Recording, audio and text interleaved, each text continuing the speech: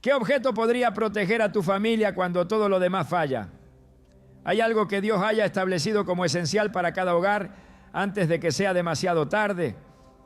En medio de un mundo sacudido por crisis, violencia y confusión espiritual, la palabra de Dios nos ofrece una respuesta clara y poderosa. El ángel de Jehová acampa alrededor de los que le temen y los defiende. Salmo 34, 7.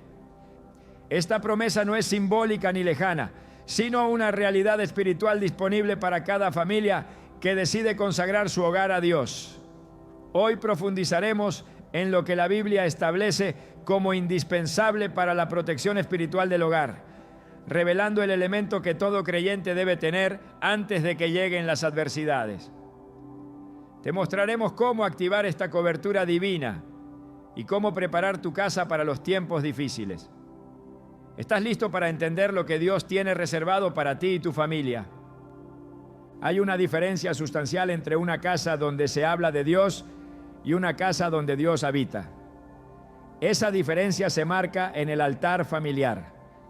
No es un mueble ni un adorno físico. Es el lugar invisible donde se forja la atmósfera espiritual del hogar. En tiempos de adversidad, crisis o confusión, la fortaleza del altar familiar es lo que define si una casa permanece firme o se derrumba. El altar no es un accesorio religioso, es una necesidad urgente para aquellos que desean que su hogar sea morada del Altísimo. La Escritura nos muestra con claridad que Dios responde con fuego donde encuentra un altar dispuesto. Desde el principio, los patriarcas comprendieron que antes de construir ciudades o establecer tiendas, lo primero era levantar un altar. No había seguridad, dirección ni bendición sin ese acto de devoción. Abraham, cada vez que se detenía en una tierra nueva, edificaba un altar al Señor. En Génesis 12, 7 a 8, leemos cómo, después de recibir la promesa de Dios sobre la tierra, edificó un altar y luego continuó su viaje, deteniéndose otra vez para hacer lo mismo. No era rutina, era reconocimiento, era una declaración espiritual. Este territorio pertenece a Dios. Aquí se honra su nombre. Desde aquí se invoca su presencia. Ese principio no ha cambiado. Hoy, más que nunca, se necesita que los hogares vuelvan a levantar altares, no de piedra, sino de compromiso. No con fuego natural, sino con fuego del Espíritu. Porque sin altar no hay presencia, y sin presencia no hay dirección. Un altar familiar es un acto diario de rendición, donde se ora en unidad, se lee la palabra con reverencia y se reconoce la soberanía de Dios sobre cada aspecto de la vida doméstica. Es allí donde se establece una atmósfera que repele la opresión, desarma el conflicto, cancela el temor y abre las puertas a la paz de Dios que sobrepasa todo entendimiento. En el libro de Levítico, Dios ordena que el fuego sobre el altar no se apague jamás. El fuego arderá continuamente en el altar, no se apagará. Levítico 6:13. Este mandato no era simbólico. Representaba la necesidad constante de mantener viva la conexión con lo divino. Si el fuego del altar se apagaba, el pueblo perdía el vínculo espiritual que lo sostenía. Lo mismo ocurre hoy. Cuando en un hogar se deja de orar, de adorar, de declarar las Escrituras juntos, el fuego se debilita y con él la autoridad espiritual del hogar se ve comprometida. El altar familiar no se trata de oraciones esporádicas o de palabras vacías antes de dormir.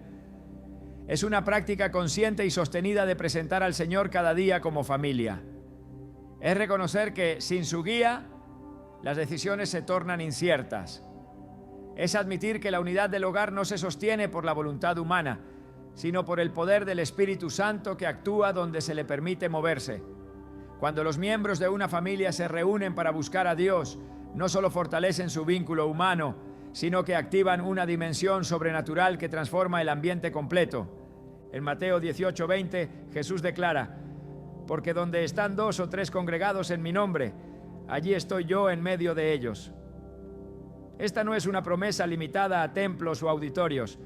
Es una verdad vigente para cada sala, comedor o habitación donde se le invoca. El altar familiar convierte cualquier espacio en territorio sagrado, aún en hogares pequeños, aún en medio de limitaciones. Cuando hay un corazón que clama, Dios desciende. La gloria no está condicionada al tamaño del lugar, sino a la disposición del Espíritu. La ausencia de un altar familiar deja la casa vulnerable. No importa cuán bonita sea la decoración, ni cuán ordenados estén los horarios. Si no hay un lugar donde Dios sea exaltado en unidad, el hogar se vuelve susceptible a influencias externas. Lo que debería ser un refugio se convierte en un campo abierto al desánimo, la división o la confusión. Pero cuando el altar es restaurado, las tinieblas retroceden. Cuando el altar es restaurado, los corazones endurecidos comienzan a ser tocados. Cuando el altar es restaurado, el hogar se alinea con el propósito eterno de Dios. En el libro de Joel hay una exhortación que resuena con fuerza en esta generación. Lloren los sacerdotes, ministros de Jehová, entre la entrada y el altar. Joel 2:17. El clamor debe volver a llenar los hogares. La intercesión no debe depender exclusivamente de líderes espirituales o figuras públicas. Cada padre, cada madre, cada hijo debe entender que la batalla espiritual no se libra solo en lo individual, sino en lo colectivo. Y el altar familiar es el campo donde se prepara la victoria. En el hogar, el altar cumple una función que va más allá de la devoción. También es formación. Es allí donde los más jóvenes aprenden a buscar a Dios, no solo por tradición, sino por convicción. Es allí donde se modela una fe real, no por imposición, sino por vivencia. La próxima generación no será transformada solo por lo que escucha en la iglesia, sino por lo que experimente en su casa. Si el altar está encendido, habrá dirección.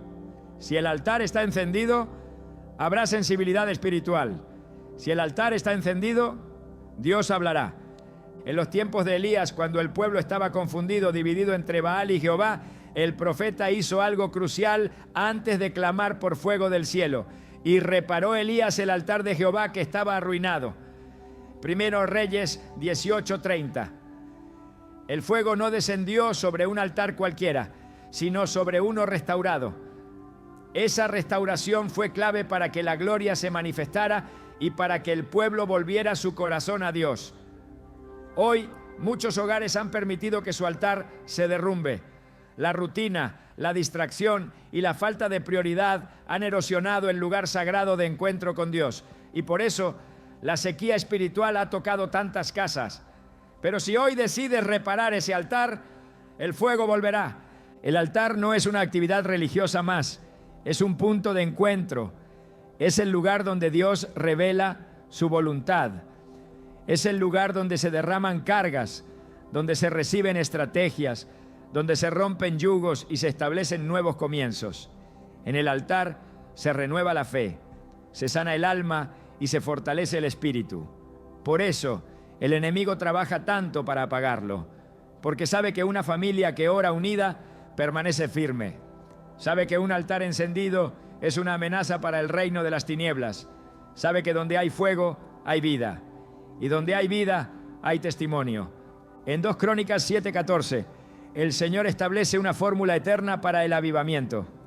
Si se humillare mi pueblo, sobre el cual mi nombre es invocado, y oraren y buscaren mi rostro, y se convirtieren de sus malos caminos, entonces yo oiré desde los cielos, y perdonaré sus pecados, y sanaré su tierra. Aunque esta palabra fue dada a una nación, su principio es aplicable a cada hogar.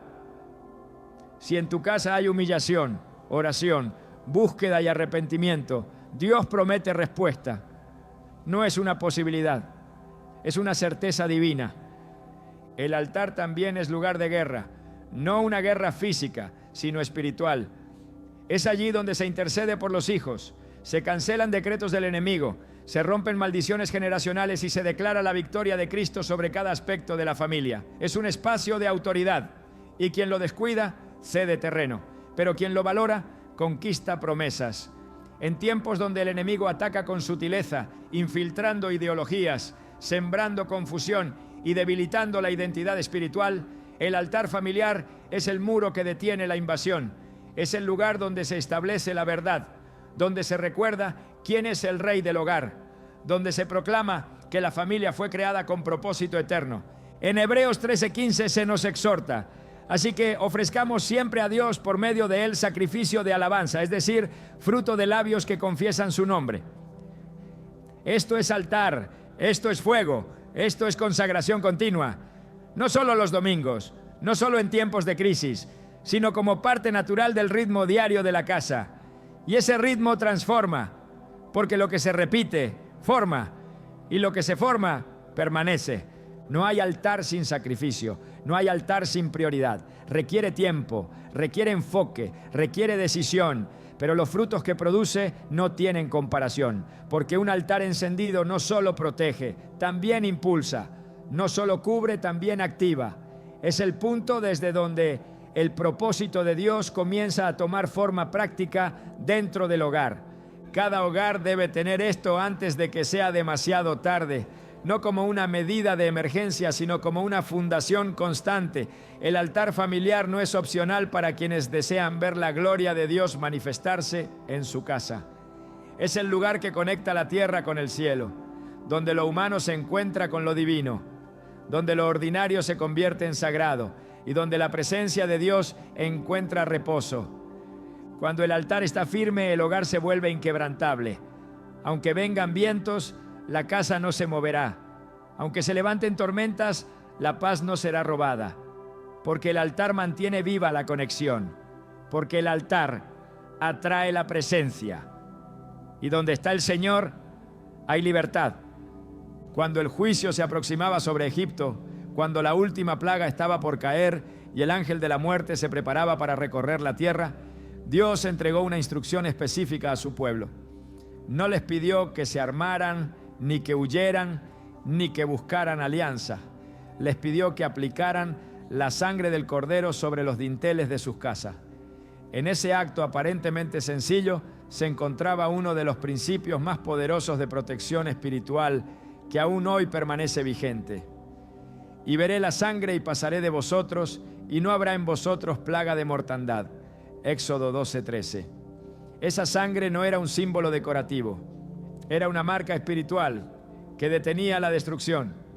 Era una señal que decía: en este lugar hay obediencia, en esta casa hay pacto, en esta familia hay redención. La sangre del Cordero fue el único elemento capaz de frenar el juicio divino aquella noche. No fue el linaje de los que estaban dentro, ni su posición social, ni su conocimiento religioso. Fue la sangre.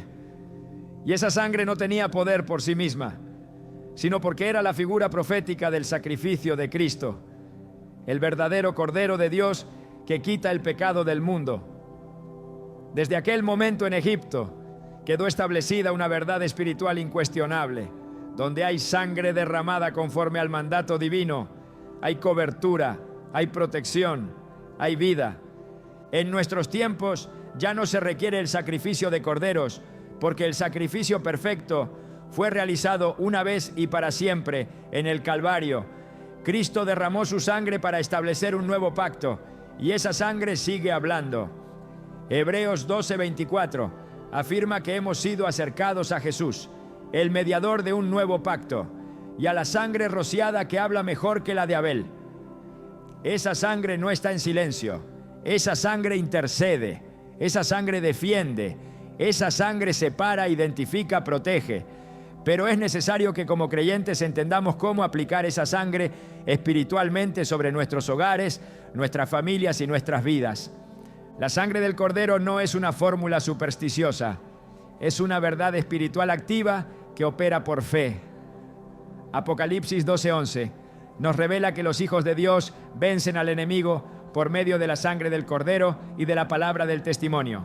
No es una metáfora, es un principio de guerra espiritual.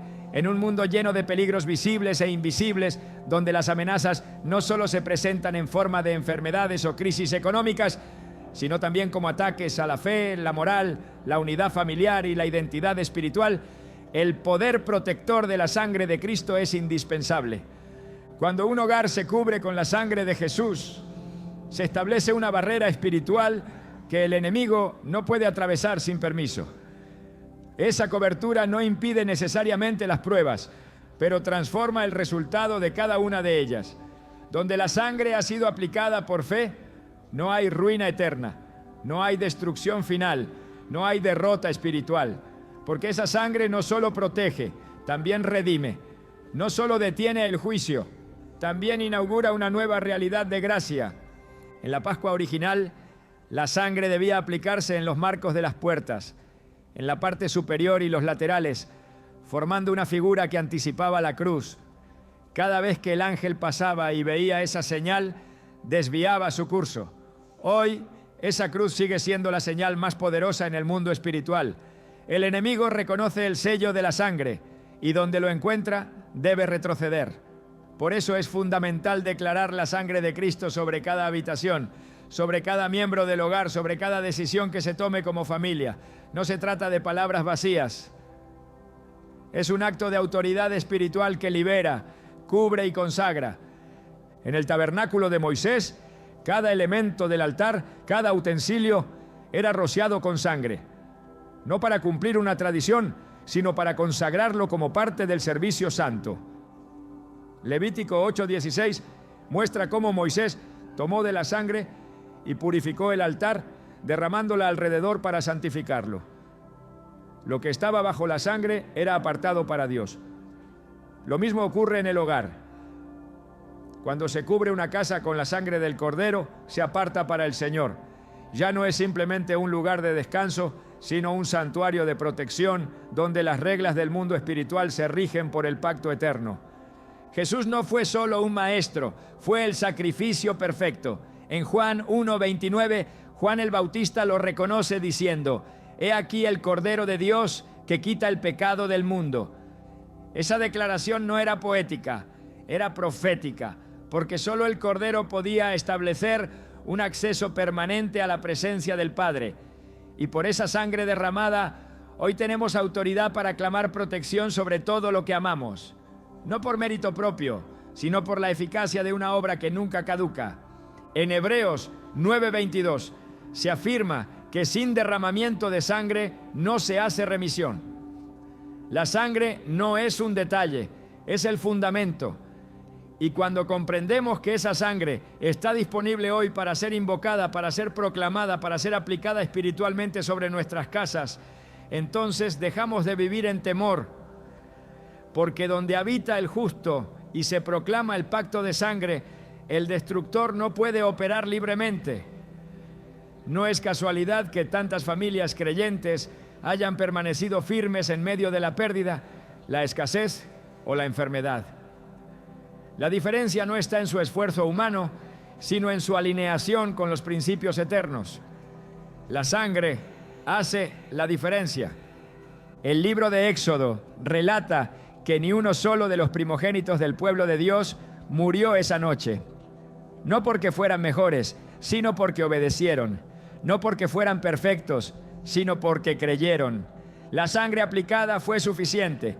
Hoy esa misma suficiencia sigue vigente. Si crees en el sacrificio de Cristo y caminas conforme a su palabra, tienes acceso al poder de esa sangre para proteger, restaurar y establecer tu casa bajo un nuevo orden espiritual.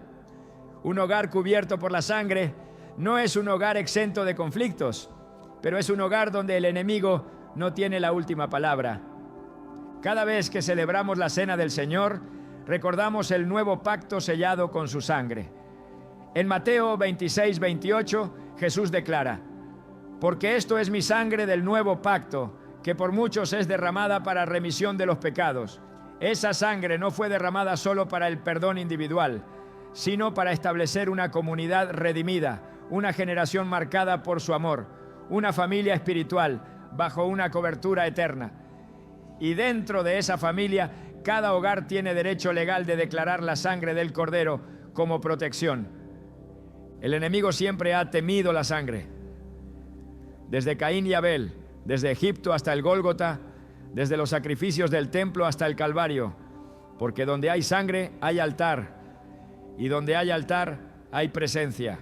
Por eso la sangre de Cristo es el arma más eficaz contra las acusaciones, las maldiciones, los ataques, los temores, las enfermedades del alma y los quebrantos del espíritu.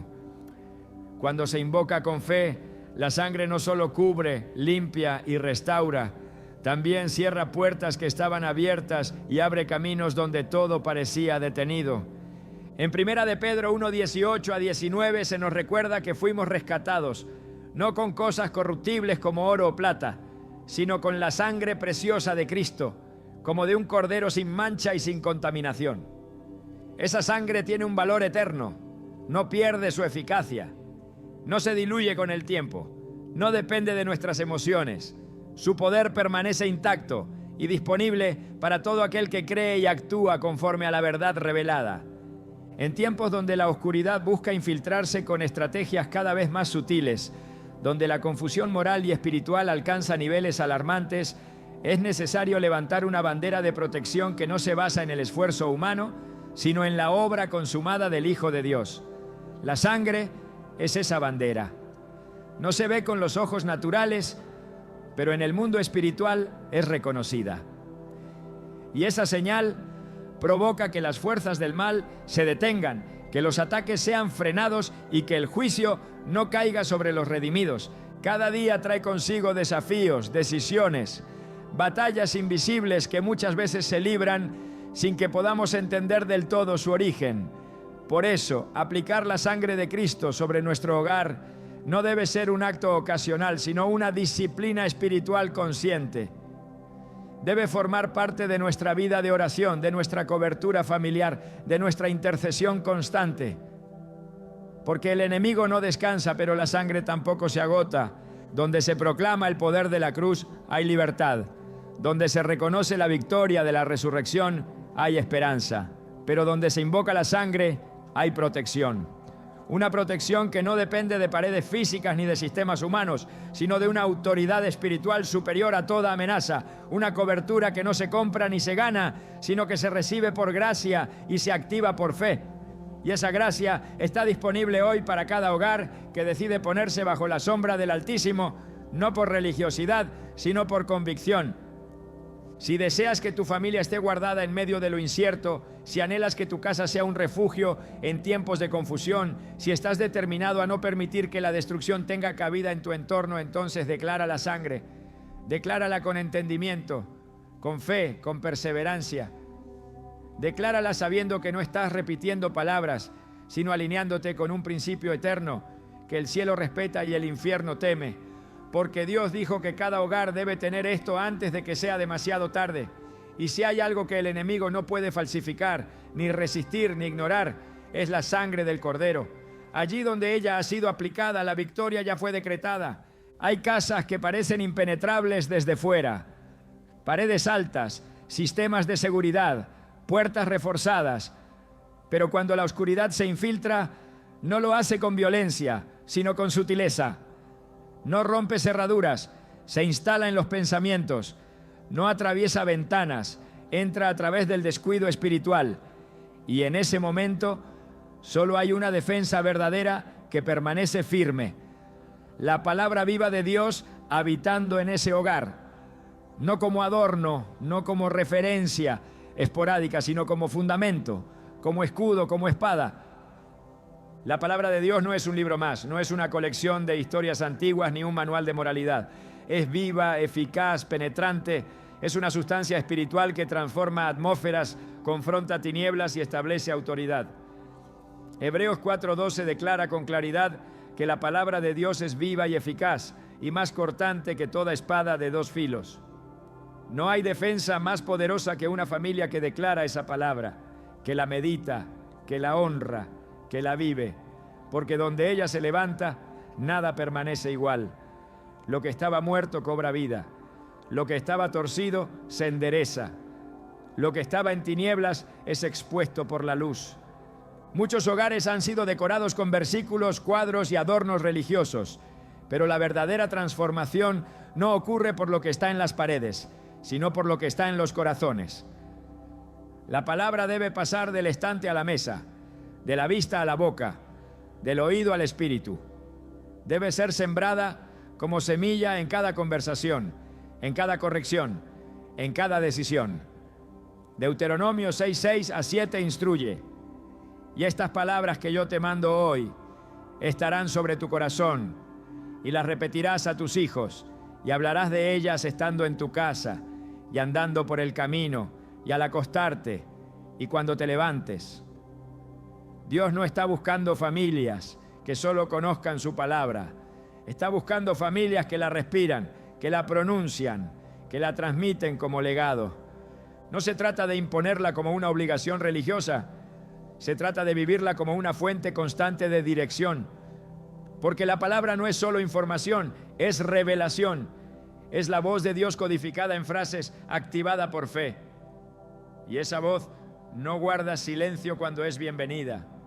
Habla, guía, corrige, levanta, sacude. La palabra en casa tiene la capacidad de abrir los cielos, de detener tormentas internas, de quebrar patrones de maldición que vienen repitiéndose generación tras generación. Pero para que opere con poder, debe ser honrada. No como algo opcional, sino como lo indispensable. Un hogar sin palabra es un hogar expuesto. Expuesto a ideologías, a pensamientos cerrados, a emociones sin control, a decisiones sin raíz. Porque la palabra es el ancla que detiene la deriva. Es la lámpara que alumbra el camino cuando todo parece incierto. El Salmo 119, versículo 105 afirma: lámpara es a mis pies tu palabra y lumbrera a mi camino. Cuando una familia permite que esa lámpara esté encendida, no camina a tientas. Puede haber oscuridad alrededor, pero la claridad dentro marca la diferencia. La palabra no elimina los vientos, pero impide que se pierda el rumbo. La generación actual está siendo bombardeada con una narrativa que distorsiona la verdad, que cuestiona los principios eternos, que promueve una libertad sin límites, pero cargada de esclavitud. En medio de esa corriente, el hogar debe convertirse en un bastión donde la verdad se establece sin confusión. Y esa verdad no es una opinión, es la palabra. No cambia con las épocas, no se negocia, no se diluye para agradar. Se proclama con valentía, con gracia, con convicción, porque lo que no se afirma en casa será redefinido por el mundo. Jesús mismo enfrentó al adversario en el desierto no con estrategias humanas, sino con la Escritura. Cada vez que el enemigo intentó tentarlo, la respuesta fue clara: escrito está. Esa frase no es un argumento teológico, es un decreto espiritual.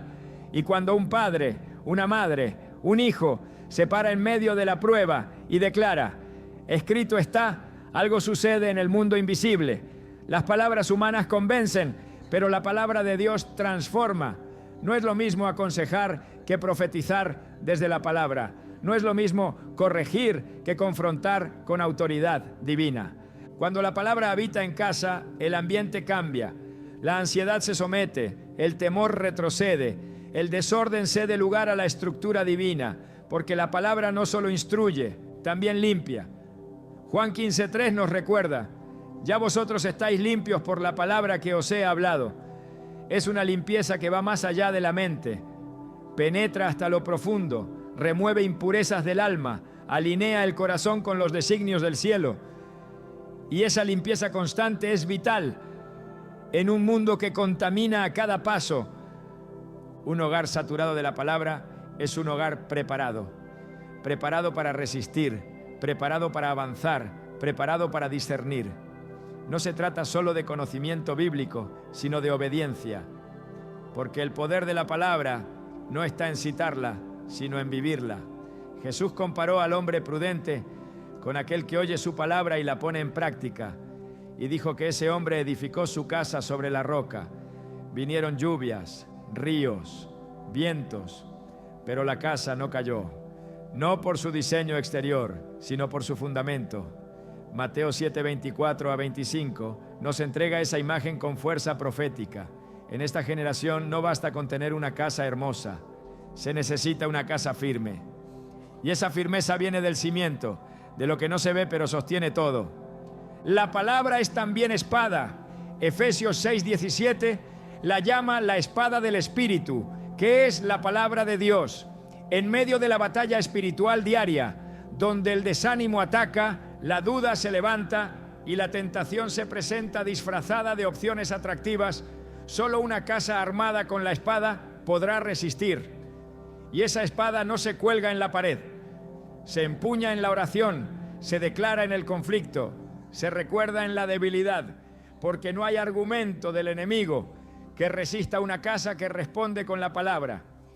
La repetición de la palabra en casa no es rutina, es siembra. Cada versículo memorizado, cada promesa proclamada, cada enseñanza basada en Escritura va formando una estructura interna que el enemigo no puede derribar fácilmente. La palabra se convierte en un sistema inmunológico espiritual, repele mentiras, filtra pensamientos, fortalece convicciones. Un hijo que ha sido instruido en la palabra podrá ser confrontado por el mundo, pero tendrá una raíz que lo sostenga. Proverbios 22:6 dice: instruye al niño en su camino, y aun cuando fuere viejo no se apartará de él. Esa instrucción no se delega, se modela, se repite, se vive. Y no es solo para los hijos. La palabra también restaura matrimonios, sana heridas antiguas, rompe cadenas que ninguna conversación terapéutica logra tocar, porque la palabra llega donde nadie más puede entrar. Su alcance es eterno, su poder no depende de circunstancias, su autoridad no está sujeta a cultura o tendencia. La palabra es el diseño original de Dios, manifestado en letras que arden. Cuando se lee con fe, transforma. Cuando se declara con autoridad, establece. Cuando se cree con todo el corazón, activa realidades que parecían imposibles. Cada hogar que decide volver a la palabra, decide volver al diseño. Y cuando un diseño se restaura, todo lo que estaba desordenado comienza a tomar forma. No es magia, es alineación.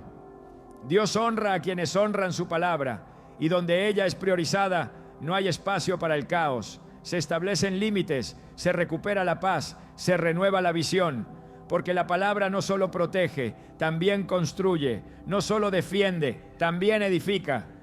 En tiempos donde se exaltan las emociones por encima de la verdad, donde se valora más la opinión que la revelación, levantar la palabra en casa es un acto contracultural, profético, valiente. Es declarar que lo eterno es más importante que lo inmediato, que lo divino pesa más que lo popular, que la verdad no se negocia por comodidad. Por eso Dios dijo que cada hogar debe tener esto antes de que sea demasiado tarde. Porque llegará el día en que el entretenimiento no traerá consuelo, en que las ideas humanas no traerán dirección, en que los recursos se agotarán, pero la palabra permanecerá, y quienes la tengan guardada en su corazón, escrita en sus paredes internas, viva en su conversación cotidiana, tendrán una base inquebrantable, un refugio seguro, un escudo que no falla. Hay familias que viven bajo el mismo techo, pero sus corazones están a kilómetros de distancia. Comparten comidas, celebran fechas, pero no oran juntos, no se edifican mutuamente, no luchan en el espíritu como un solo cuerpo. Y en esa distancia invisible se filtran las grietas por donde entra la división, el desánimo, el caos.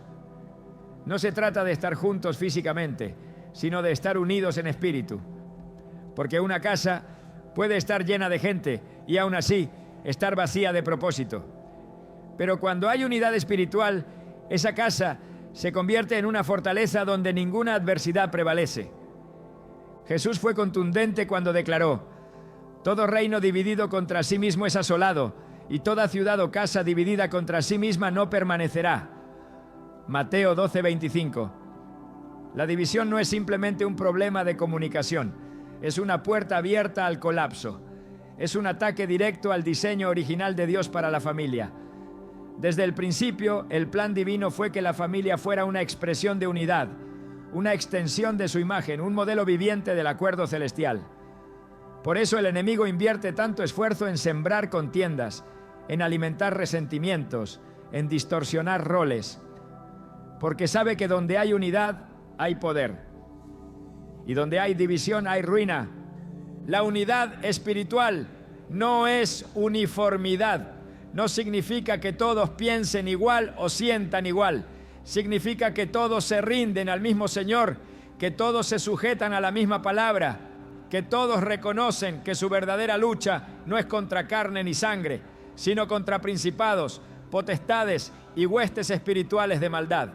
Efesios 6:12 nos recuerda con claridad que la guerra no es humana. Y en esa guerra, una familia dividida es un blanco fácil. Pero una familia unida en el Espíritu es un ejército invencible. En el Salmo 133 se nos revela el poder que hay en la unidad. Mirad cuán bueno y cuán delicioso es habitar los hermanos juntos en armonía, porque allí envía Jehová bendición y vida eterna. Esa bendición no se promete a quienes oran solos, sino a quienes habitan en armonía. Porque hay un derramamiento especial de favor cuando los corazones laten en sincronía espiritual. Esa sincronía no se logra con acuerdos humanos, sino con sometimiento a la presencia de Dios.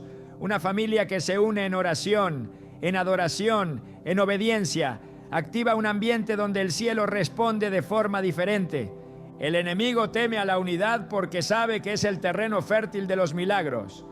En Hechos 2, cuando los discípulos estaban unánimes juntos, el Espíritu Santo descendió con poder. La llenura del Espíritu no fue producto del azar, sino del acuerdo. Y ese mismo principio aplica hoy. Un hogar donde todos jalan para su propio lado difícilmente experimentará la gloria. Pero un hogar que busca juntos la dirección de Dios provoca cielos abiertos. Porque el acuerdo espiritual no solo une a la familia entre sí, también la une con el cielo. No es casualidad que el enemigo intente silenciar al padre, debilitar a la madre, distraer a los hijos. Es una estrategia para desarticular el poder del cuerpo, porque una familia desconectada es más manejable. Pero cuando cada miembro asume su rol espiritual, cuando se restaura el altar familiar, cuando se prioriza la palabra, cuando se proclama la sangre de Cristo, y todo eso se vive en unidad, entonces se establece una muralla invisible contra toda artimaña. La adversidad puede llegar, pero no podrá derribar lo que está cimentado en acuerdo divino. La unidad espiritual no es automática. Requiere intención, requiere rendición, requiere humildad, requiere que cada uno esté dispuesto a ceder, a perdonar, a buscar primero el reino de Dios y su justicia. Jesús oró al Padre por sus discípulos diciendo: para que todos sean uno, como tú, oh Padre, en mí y yo en ti, que también ellos sean uno en nosotros, para que el mundo crea que tú me enviaste. Juan 17:21. Esa unidad no solo es una bendición personal, también es un testimonio al mundo. Una familia espiritualmente unida revela al Dios al que sirve. Se convierte en un faro en medio de la oscuridad, en una respuesta en medio de la confusión. La palabra es clara cuando establece que dos caminan juntos, solo si están de acuerdo. Amós 3:3 pregunta: ¿andarán dos juntos si no estuvieren de acuerdo? El desacuerdo constante, el conflicto sin resolver, la crítica persistente apagan el fuego del altar, bloquean la revelación y contaminan la atmósfera espiritual del hogar. Por eso restaurar la unidad no es solo un tema relacional, es una necesidad espiritual. Porque una familia dividida espiritualmente pierde el filo de su autoridad. Pero una familia alineada tiene el respaldo del cielo en cada palabra que pronuncia, en cada paso que da, en cada decisión que toma. En tiempos de prueba, la unidad se convierte en el escudo más fuerte. Un hogar donde se intercede juntos resiste las tormentas. Un hogar donde se proclaman promesas juntos supera las pérdidas. Un hogar donde se camina en amor y verdad no solo sobrevive, florece. Porque la unidad no evita las batallas, pero asegura la victoria. Cuando uno cae, el otro lo levanta. Cuando uno duda, el otro recuerda lo que Dios ha dicho. Cuando uno se debilita, el otro ora con más fuerza. Esa es la dinámica de un hogar espiritual. Un cuerpo con muchas partes, pero un solo espíritu. Una casa con muchos miembros, pero un solo propósito. Las divisiones más peligrosas no siempre son escandalosas. A veces se manifiestan en silencios prolongados, en conversaciones superficiales, en la falta de oración conjunta, en la indiferencia espiritual. Y mientras se normaliza ese ambiente, se debilita el muro de protección. El enemigo no necesita una puerta abierta para entrar, le basta con una grieta. Pero cuando se detecta la fractura y se actúa con urgencia, cuando se reconoce la importancia de la unidad espiritual y se hace todo lo necesario para restaurarla, entonces se cierra el paso al adversario y se recupera el terreno perdido. El propósito de Dios para la familia no es que simplemente sobreviva, sino que se convierta en un centro de transformación, un hogar donde se ora con poder, donde se adora con sinceridad, donde se estudia la palabra con reverencia, donde se vive el Evangelio con convicción. Pero nada de eso será efectivo si no hay unidad, porque aún los dones más poderosos pierden su impacto si no hay acuerdo. Aún la fe más fuerte se ve limitada si está sola. La Escritura enseña que uno hace huir a 1000, pero 2 a 10.000. Esa multiplicación solo ocurre en la unidad. La oración en acuerdo desata resultados sobrenaturales. La adoración en unidad cambia atmósferas. La intercesión conjunta conmueve el cielo. Un hogar espiritualmente unido es como una fortaleza construida con piedras vivas. Cada miembro es una parte esencial. No hay jerarquías que aplasten, sino funciones que se complementan. El padre guía, pero también se humilla. La madre edifica, pero también intercede. Los hijos obedecen, pero también profetizan. Porque en el reino de Dios no hay edades para servir ni roles pequeños. Cuando el espíritu de unidad gobierna, cada uno encuentra su lugar. Y ese orden atrae la presencia de Dios de manera continua. El Salmo 127:1 lo resume todo con precisión. Si Jehová no edificare la casa, en vano trabajan los que la edifican. No se trata de esfuerzos humanos, de estrategias familiares, de consejos bien intencionados. Se trata de ceder el control y permitir que el Espíritu Santo gobierne el ambiente, los vínculos, las decisiones. Y cuando eso ocurre, la casa no solo se edifica, se convierte en refugio, en plataforma de llamado, en instrumento del cielo en la tierra. La unidad no se sostiene por emoción, se sostiene por revelación.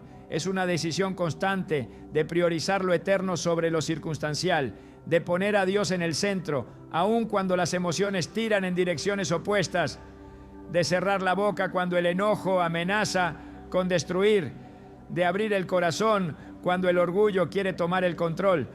Es una guerra que se libra cada día, pero cuyos frutos son invaluables, porque no hay adversidad que pueda con una familia que ora unida, que adora unida, que pelea sus batallas espirituales como un solo ejército.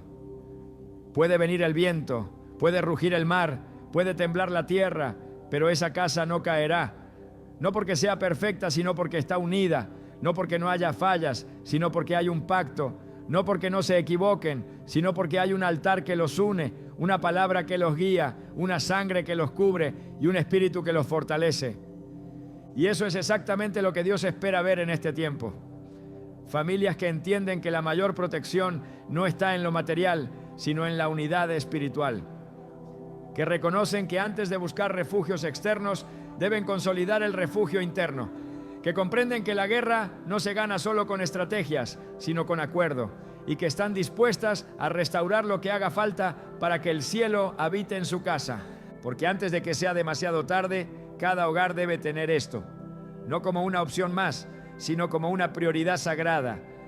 La unidad espiritual no es un adorno del Evangelio, es su esencia vivida en casa. Y donde ella reina, reina la paz, reina el orden, reina el amor, reina Cristo. Hay cosas que se ven con los ojos y hay cosas que solo pueden percibirse en el espíritu. El peligro más letal no siempre se presenta con señales evidentes. A veces se disfraza de oportunidad, de comodidad, de novedad. Por eso, uno de los recursos más vitales que un hogar necesita antes de que sea demasiado tarde es el discernimiento espiritual. Esa capacidad dada por el Espíritu de Dios para ver más allá de lo visible, para captar lo que se esconde detrás de lo aparente, para escuchar lo que el cielo está diciendo cuando todo lo demás parece gritar lo contrario. El discernimiento no es una opción avanzada para creyentes maduros, es una necesidad urgente para toda familia que desea permanecer firme. Porque en un mundo donde la verdad se diluye, donde el mal se normaliza, donde los valores se relativizan, el discernimiento se convierte en el sistema de alerta divina que puede marcar la diferencia entre la ruina y la preservación. No se trata de sospecha, se trata de sensibilidad. No se trata de juicio humano, se trata de percepción espiritual. El enemigo no necesita tocar físicamente una casa para contaminarla. Le basta con filtrar ideas, con sembrar confusión, con inspirar decisiones que parecen correctas, pero conducen al desastre. Por eso, cuando una familia camina sin discernimiento, está vulnerable. Puede tener oración, puede tener conocimiento bíblico, pero si no tiene la capacidad de escuchar las advertencias del Espíritu, corre el riesgo de ignorar los avisos que Dios está dando. El discernimiento no solo revela lo malo, también identifica lo correcto cuando aún está en proceso de formación. Ayuda a tomar decisiones antes de que se manifiesten las consecuencias. Ayuda a cerrar puertas antes de que entren las amenazas. Ayuda a reconocer la voz de Dios en medio del ruido. La Escritura está llena de momentos donde el discernimiento salvó vidas, preservó destinos, evitó catástrofes. En 2 Reyes 6, el profeta Eliseo tenía la capacidad de escuchar en el Espíritu lo que el rey de Siria hablaba en su recámara. Y gracias a ese discernimiento, el pueblo de Dios evitó emboscadas repetidas veces. No fue una estrategia militar, fue discernimiento profético. Eso mismo sigue disponible hoy para aquellos que tienen sus oídos afinados al cielo. Porque Dios sigue hablando, sigue advirtiendo, sigue guiando. El problema no es que Él haya guardado silencio. El problema es que muchos ya no escuchan. Un hogar que discierne no se mueve por emociones, no reacciona por presión externa, no decide por conveniencia, se alinea con la dirección de Dios. En Hechos 16, el apóstol Pablo y su equipo tenían la intención de ir a ciertas regiones, pero el Espíritu Santo se los impidió. No había nada moralmente incorrecto en su deseo, pero no era el tiempo ni el lugar. Y fue ese discernimiento el que los llevó a Macedonia, donde se desataron milagros.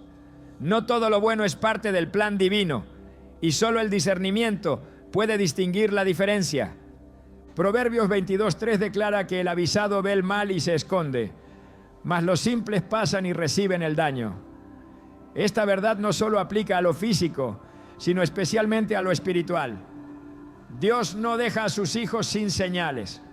Pero quien ha endurecido su oído, quien ha apagado la voz del Espíritu, quien se ha acostumbrado a vivir solo por vista, difícilmente podrá responder a tiempo. Por eso el discernimiento debe cultivarse. No es una habilidad automática, es una sensibilidad que crece en la intimidad, en la obediencia, en la exposición constante a la palabra viva. La letra por sí sola no discierne. El conocimiento sin comunión puede inflar, pero no afina. Solo el Espíritu da vida, solo Él revela, solo Él alerta. Un hogar con discernimiento es como una torre de vigilancia espiritual. Puede detectar cambios en el ambiente. Puede sentir cuando algo se ha infiltrado que no proviene de Dios. Puede notar cuando una atmósfera ha sido alterada, cuando una influencia ha sido introducida, cuando un patrón ha comenzado a repetirse sin explicación, porque el discernimiento no necesita pruebas visibles para activar una respuesta. Opera por revelación. En los días de Noé, la generación entera ignoraba los tiempos. Comían, bebían, se casaban, vivían como si nada estuviera por suceder. Pero Noé discernió lo invisible. Hebreos 11:7 dice que por la fe Noé, cuando fue advertido por Dios acerca de cosas que aún no se veían, con temor preparó el arca. No había señales visibles de lluvia, pero el discernimiento lo impulsó a prepararse. Eso mismo es lo que Dios quiere restaurar en cada hogar. Una sensibilidad anticipada, una alerta espiritual activa, una percepción que no depende de lo evidente, sino de lo revelado. Un hogar que discierne no es manipulado por las emociones del momento. Sabe cuándo callar y cuándo hablar. Sabe cuándo avanzar y cuándo esperar. Sabe cuándo aceptar y cuándo rechazar. Porque el discernimiento es la brújula en medio de la neblina. Es el guardián del corazón, el filtro del alma. el consejero silencioso que protege cuando las palabras no bastan. En tiempos donde la mentira se viste de verdad, donde la oscuridad se presenta como iluminación, donde lo impuro se promueve como libertad, el discernimiento es el escudo que preserva la pureza del hogar. Jesús advirtió que vendrían falsos profetas, lobos disfrazados de ovejas, caminos que parecen rectos pero terminan en perdición. No advirtió esto para infundir miedo, sino para despertar el discernimiento. En Mateo 24, 4-5 dijo: mirad que nadie os engañe, porque vendrán muchos en mi nombre diciendo, yo soy el Cristo, y a muchos engañarán. Esa advertencia es vigente. El engaño no comienza afuera, comienza cuando se apaga la alerta interna, cuando se prefiere la comodidad a la verdad, cuando se ignora la incomodidad que el Espíritu produce para evitar el peligro.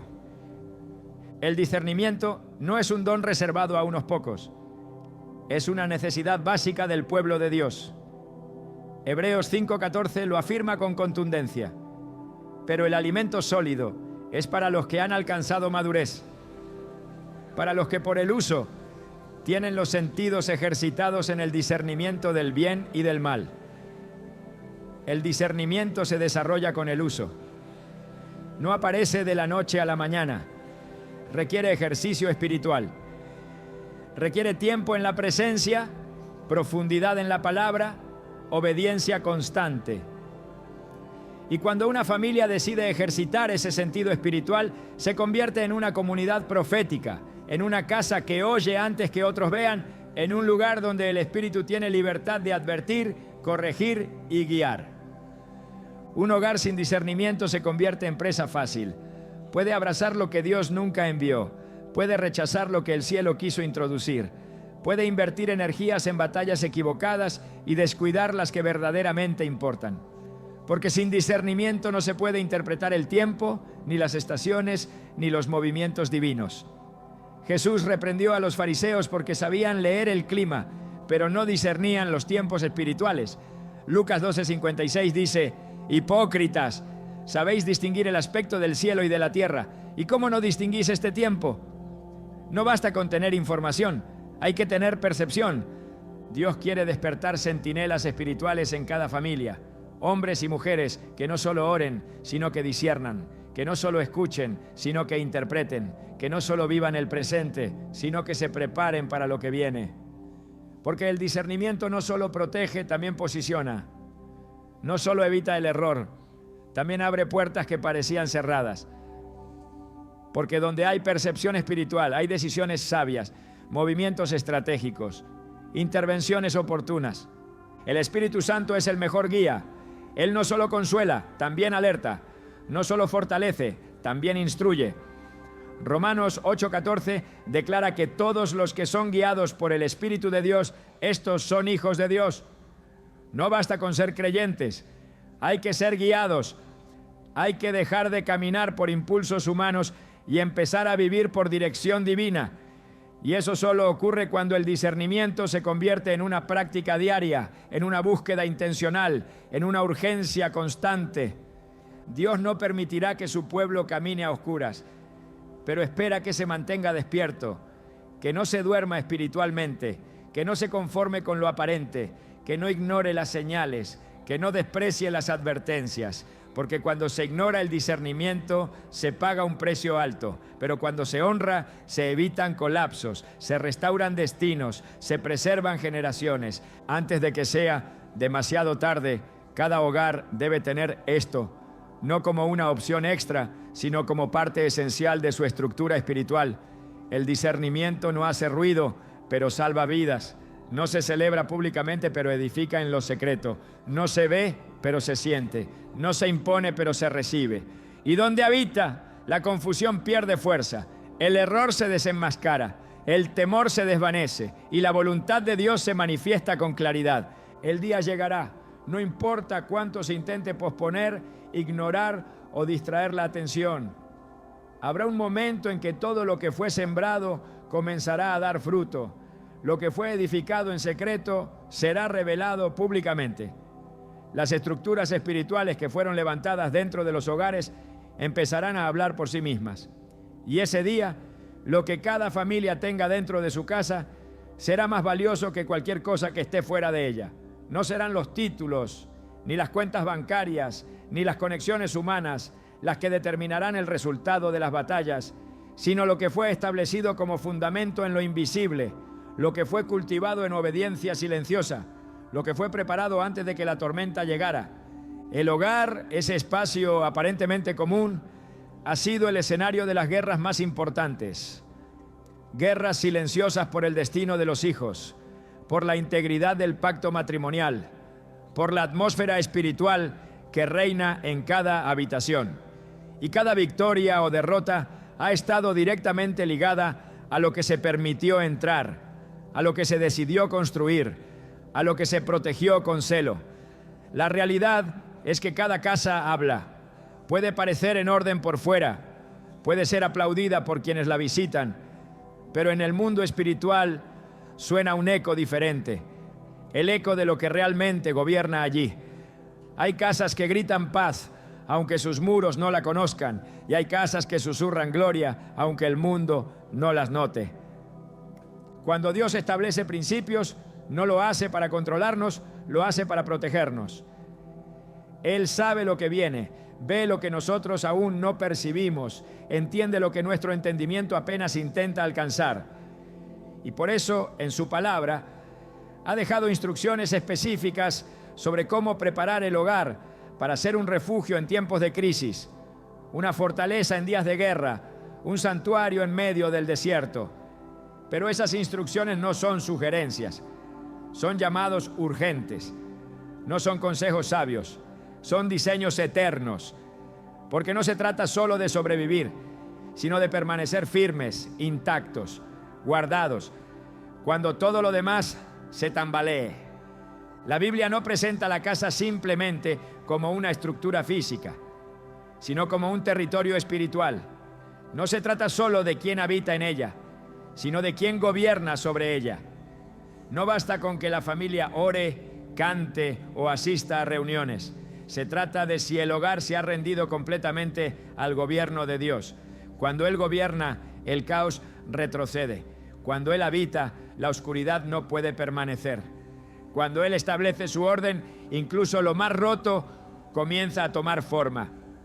Porque la presencia de Dios no decora, transforma. La conclusión de este mensaje no es una repetición de advertencias, es una invitación a redirigir la mirada. Ya no basta con reaccionar ante el peligro. Ahora es necesario anticiparse a lo que viene, porque los tiempos están marcando una aceleración profética. Las señales están más visibles que nunca. Las estructuras del mundo tiemblan, la verdad está siendo combatida y los fundamentos de muchas familias se están resquebrajando, no por lo externo, sino por la falta de preparación interna. Y es en este momento, antes de que sea demasiado tarde, que Dios vuelve a hablar con urgencia a cada hogar. Establece lo que debe estar allí. No lo pospongas, no lo cuestiones, no lo negocies. En el relato de Génesis, antes de que viniera el juicio sobre Sodoma, Dios permitió que los ángeles llegaran a casa de Lot. No a la plaza, no a un templo, no a un lugar público. Fueron enviados a su casa, porque lo que se decidió dentro de esa casa fue lo que determinó el desenlace. Y aunque el entorno estaba completamente corrompido, aún así había una puerta que se cerró con firmeza, una familia que fue advertida, una oportunidad de escape que fue ofrecida. Pero incluso así, no todos salieron. Algunos se aferraron a lo conocido, a lo visible, a lo que parecía seguro. Otros no resistieron mirar atrás. Y esa escena revela una verdad ineludible. El destino de una familia no depende solo de las circunstancias externas, sino de las decisiones internas que se tomen cuando el cielo habla. Lo mismo ocurrió con la casa de Rahab en Jericó. Todo el muro se derrumbó, menos un lugar, su casa. ¿Por qué? Porque allí había pacto, allí había obediencia, allí había una señal. Y donde hay pacto, la destrucción no entra.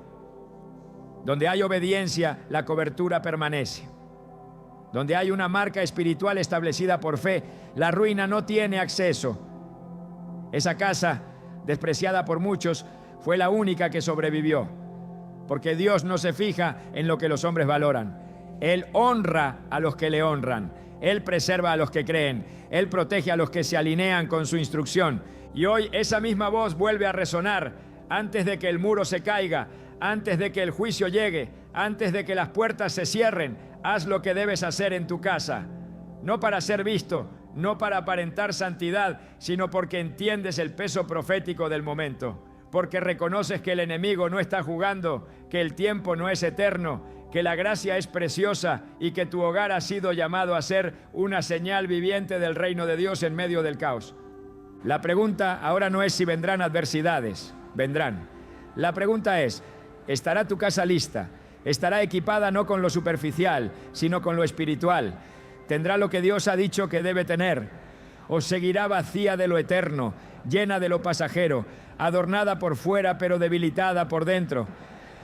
No es tiempo de ignorar los susurros del Espíritu. Es tiempo de responder con acciones concretas, porque cada minuto cuenta, cada decisión suma, cada principio aplicado abre espacio para el cielo. Hay hogares que serán faros en medio de la tormenta, no porque no enfrenten vientos, sino porque han construido sobre la roca, no porque no tengan luchas, sino porque han definido quién es su refugio. Hay casas que serán señaladas no por su tamaño, sino por su gloria, porque allí se escuchará la voz de Dios, allí se moverá su presencia, allí se manifestarán milagros. Pero esa atmósfera no se improvisa, se construye, se establece con obediencia, con rendición, con urgencia. Y ese es el llamado final. Establece en tu casa lo que Dios ha ordenado, sin demoras, sin distracciones, sin excusas, porque lo que construyas hoy será lo que te sostenga mañana. Lo que siembres hoy será la herencia de tus hijos. Lo que permitas ahora será el diseño espiritual que gobernará las próximas generaciones. No estás edificando solo para ti, estás edificando para un linaje, estás marcando una historia, estás levantando un altar que hablará incluso cuando tú ya no estés. Cuando venga la prueba, lo que está en tu casa hablará más fuerte que tus palabras. Cuando se levante la tormenta, lo que has guardado en los secretos será tu defensa. Y cuando el mundo corra buscando respuestas, aquellos que prepararon su casa serán refugio para otros.